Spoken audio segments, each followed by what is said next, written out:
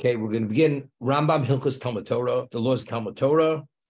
The Rambam, before he begins any subject matter, he has a title. He titles to indicate what's contained within these laws. He writes, Yesh b'chlolon shtei mitzvos aseh. Within the laws of Talmud Torah, the two positive commandments. Lumo Torah, the first is to study Torah, that's one mitzvah aseh, one positive commandment. L'chabed melamdeo v'yodeo, and to honor those who teach it and those who are knowledgeable in it. It's interesting. Meaning a person who's a repository of Torah, there's a mitzvah to honor him, even if he doesn't teach. But a person who's engaged in disseminating the Torah, although he's not a repository of Torah, it seems to be, l'chabed melamdeo v'yodeo, two separate things. Those who teach it and those who know it. So if the only person who's qualified to teach, you have to know it. So what is he putting into two categories? Melamdeo v'yodeo. So you could be a melamdeo, you could be a teacher, you're a disseminator, so you deserve to be honored for that. In addition, even if you're not a disseminator, but you have Torah knowledge, that itself qualifies you that you have to be respected. You have to honor that person. Okay? But the first mitzvah is Lilmo Torah. Because if there's no mitzvah Lilmo Torah, the one who disseminates it doesn't have any special value. It's only because there's a mitzvah to study, therefore you have to have the teacher to disseminate it. So you don't put the cart before the horse. First is what's the objective to study Torah.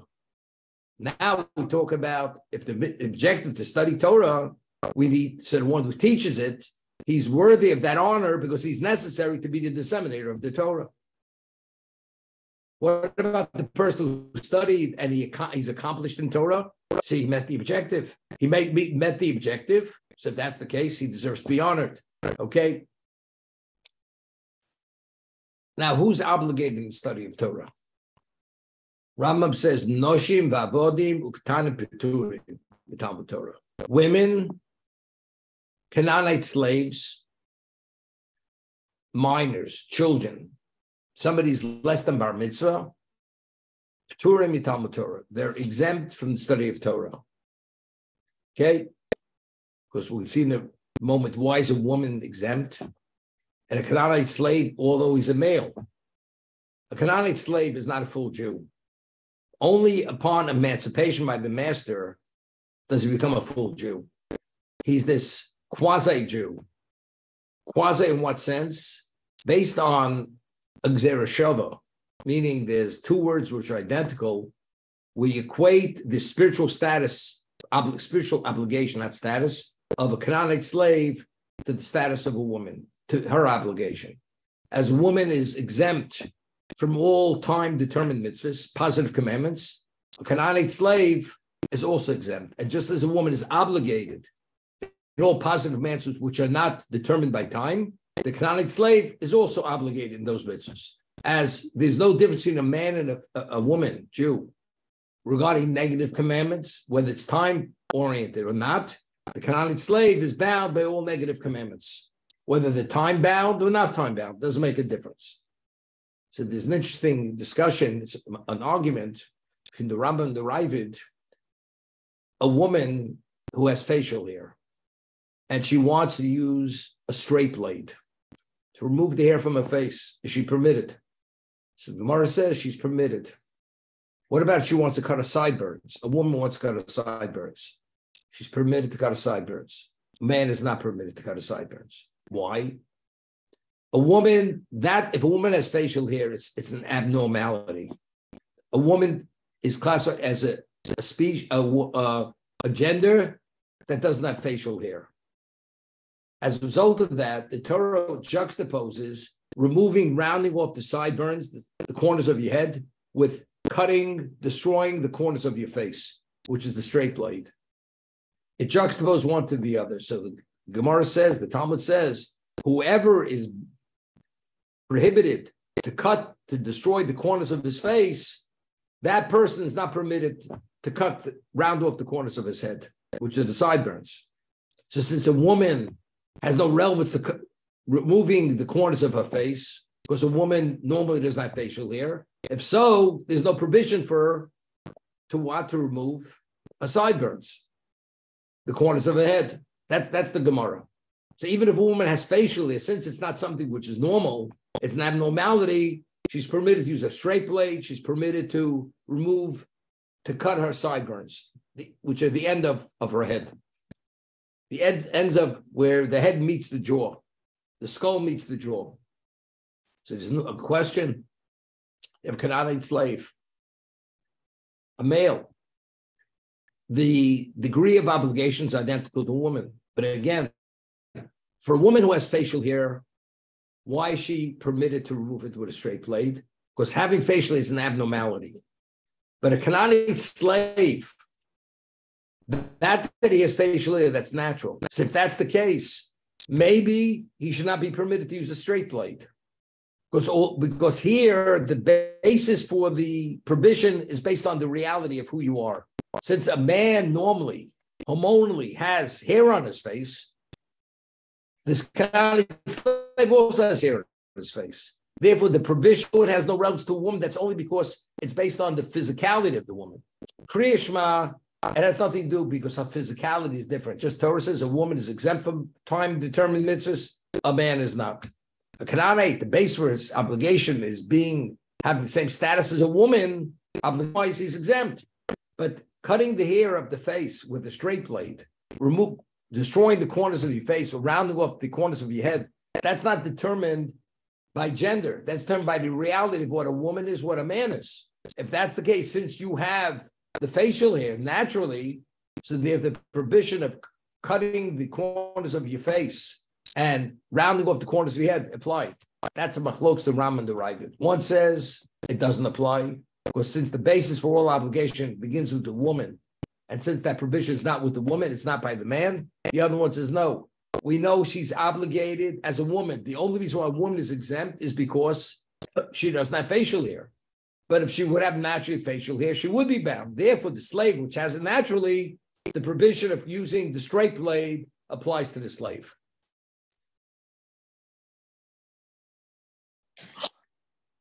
And the Rambam writes, women, noshim avodim, Canaanite slaves, uktanim, minors are exempt, p'tur mitalmud Torah. They're exempt from the study of Torah. So we discussed last time, when the Rambam speaks about the laws of Shabbos, does the Rambam tell me men, women are obligated to observe the Shabbos, but minors are exempt? The Rambam doesn't mention it anywhere. I mean, that's a basic understanding. A minor is considered incompetent. A minor is a person of non-obligation. And so just as he doesn't mention it in regard to the laws of kashrus, dietary laws, the laws of Shabbos, the laws of Yom Tif, he's a minor. Rambam doesn't have to tell me a minor is exempt. It's understood. The minor has no obligation. So why, when it comes to Talmud Torah, we speak about the woman, the Canaanite slave, and also minors also exempt. It's understood. A minor is a person who has no obligation on any level. So why does the Rambam have to delineate the minor that he's potter, that he's exempt from study of Torah?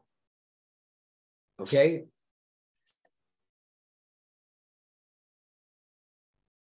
I think the answer is the next line in the Rambam.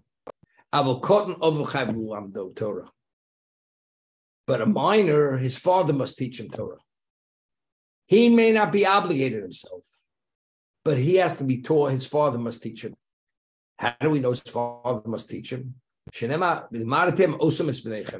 You must teach them the Torah to your sons, to be well versed in the Torah.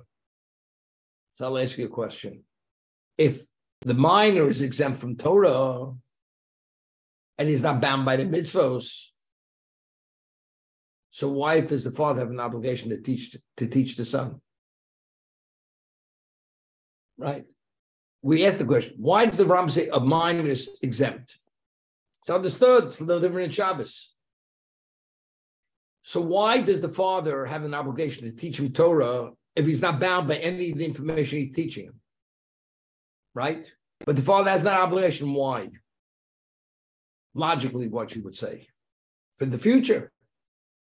Because when he becomes an adult, he should be fully versed and knowledgeable in Torah. Even though as a minor, he was not obligated. But again, Rome wasn't built in a day. It's a process. So you have to start educating him knowledge-wise when he's a minor. So when he becomes an adult, he should be fully proficient, as is L'daber bam. It's not only teach him, he should stay and listen to the words. You have to teach him to the point that L'daber bam, that he's well-versed in it. Person's versed in something, that means he knows exactly how to conduct his life based on those teachings.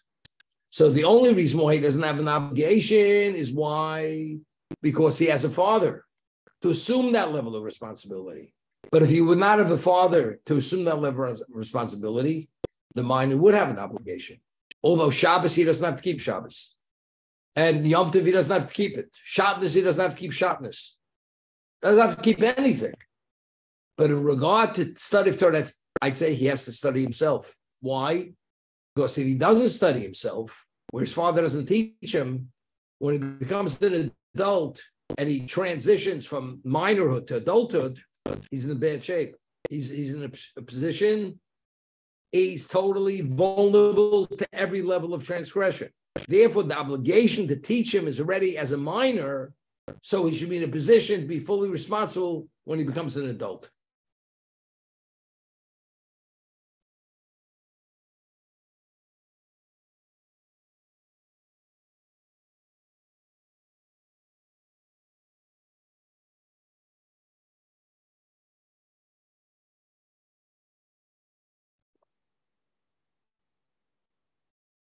Being an isha chayiv a woman, a mother does not have an obligation to teach her child. Why? Shkola chayiv lilmod, the one who is obligated to study, chayav lelamed. It says a father has to teach his son. So what's the inference? Son and not daughter. So who's obligated to teach? The one who's obligated is to study. So since a woman is exempt from studying, because it says l'daber bam, therefore she has no obligation to teach.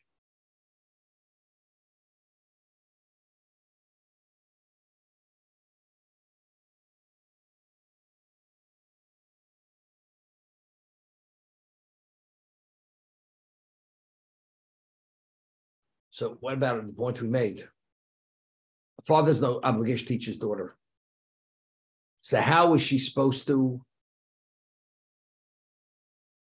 fend for herself when she becomes an adult? How does she contend with all the issues? The moment she crosses the threshold from to be 12 years old and she has puberty, she's an adult. So when she crosses that threshold, if the father didn't teach her, so what's going to be? It's inevitable. She's going to be in violation because she's ignorant of the laws. So if we're saying the reason why the father has an obligation to teach the minor when he's a minor, because when he becomes an adult, he should be knowledgeable. So why do we differentiate between a boy and a girl? You have the same issue. By the girl, when she becomes an adult, it's inevitable. She's not going to be able to live as an observant Jew. Or it's going to take a while till she reaches that level.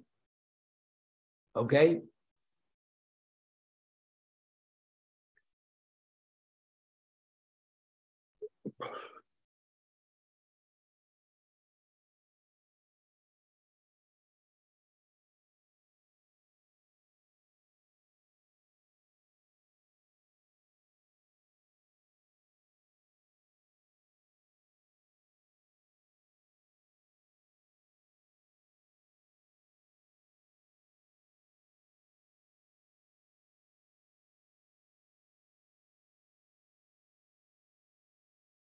So I think this we have to discuss.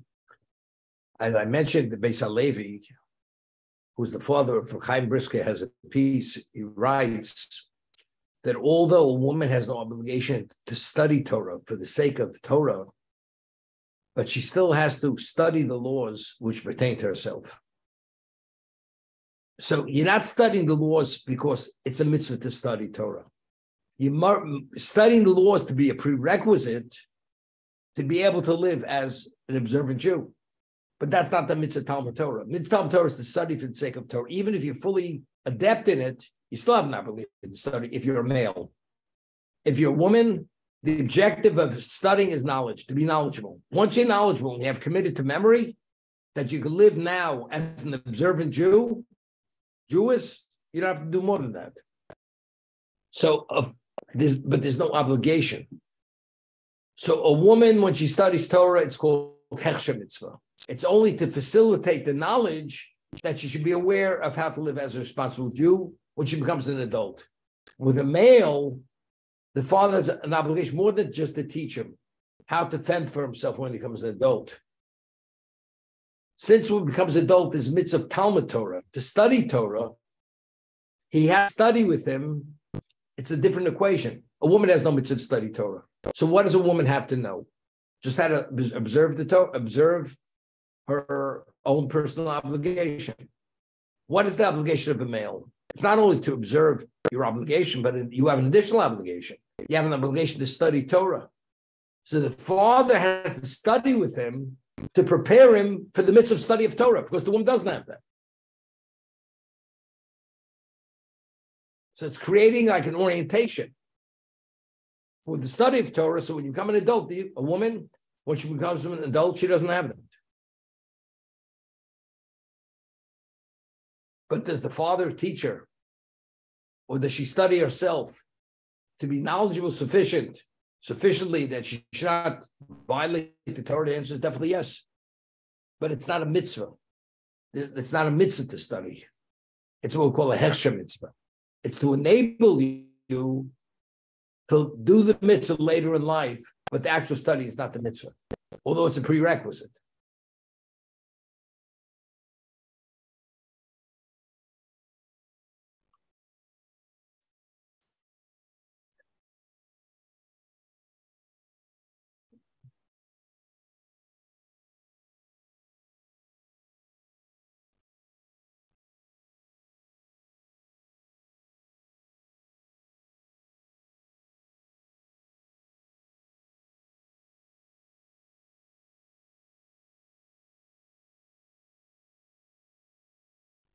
The Shem Shechai of Odom and Lamed is beno, as we've quoted a pasuk,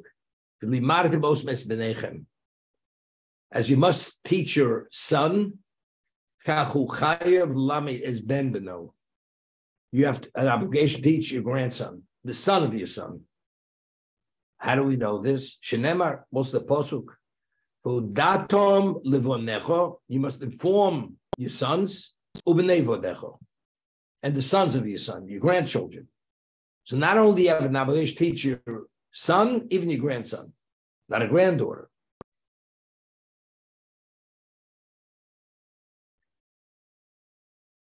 And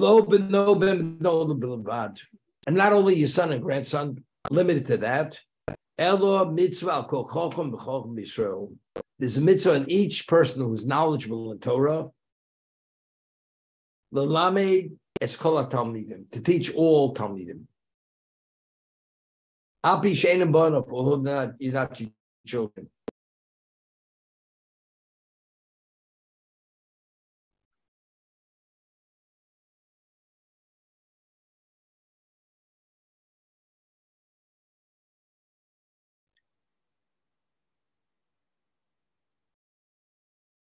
Shnamar, what's the pasuk?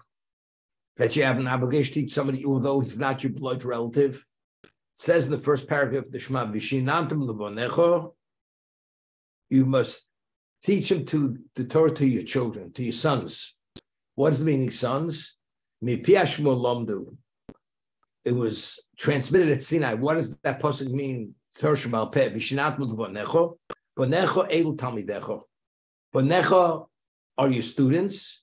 Shetalmidim kriyim b'onim. We find that students within the spiritual realm are called your children. Shenemar vayetzu b'nei anavim. The sons of Nevi'im went out. What do you mean? That means they were the students, but yet they're referred to as the sons of the Nevi'im. And came. So now we have person has the obligation to teach his son, his grandson, and even teach an ordinary Jew. So if that's the case, how do we work it out? If you have an obligation to teach a stranger, of course, you have no less than an obligation to teach your son and your grandson. So why does Torah have to give a specific commandment that you must teach your son and your grandson if the Torah says you even have to teach a stranger's child, as long as he's a Jew? So on that, the Rambam gives the famous answer.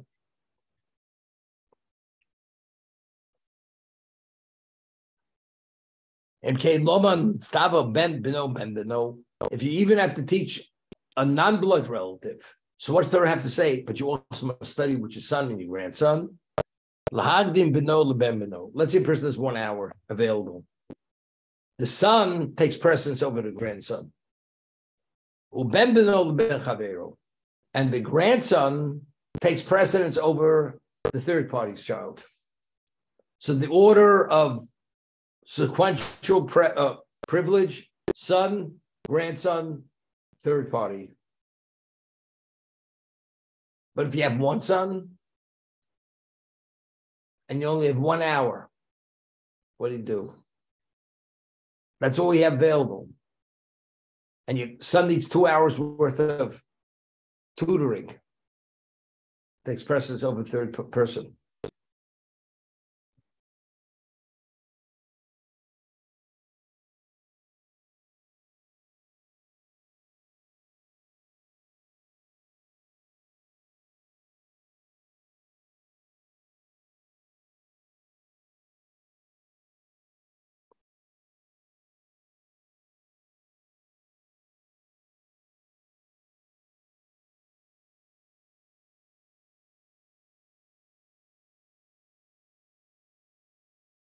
If a person teaches in the girls' school of Beis Yaakov,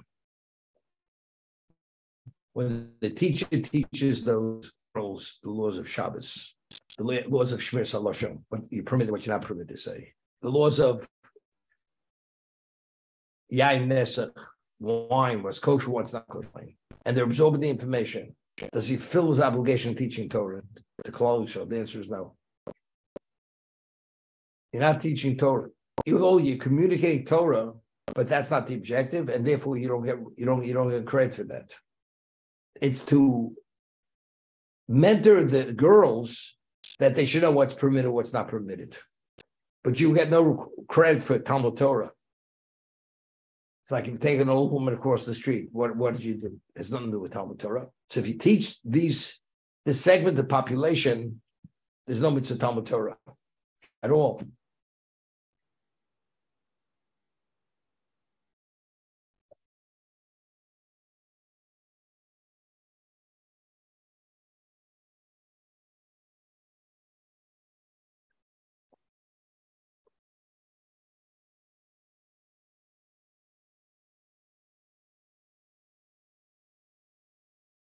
There's a question in the Kesef Mishnah. The Rambam says, just as you have an obligation to teach your son, you have to teach the son of your son. What about a son of a daughter? Because it says, Lo datem levanecha uleven bonecha. You must inform your sons and the son of your son. What about if you have a grandson from a daughter? Since you have no obligation to teach your daughter, maybe you have no obligation to teach the next generation. And the pasuk says the son of a son, or we say no. It's not specific. Your grandson, accepted. Torah speaking, the usual situation is a son of a son. But the truth would be even the son of a daughter.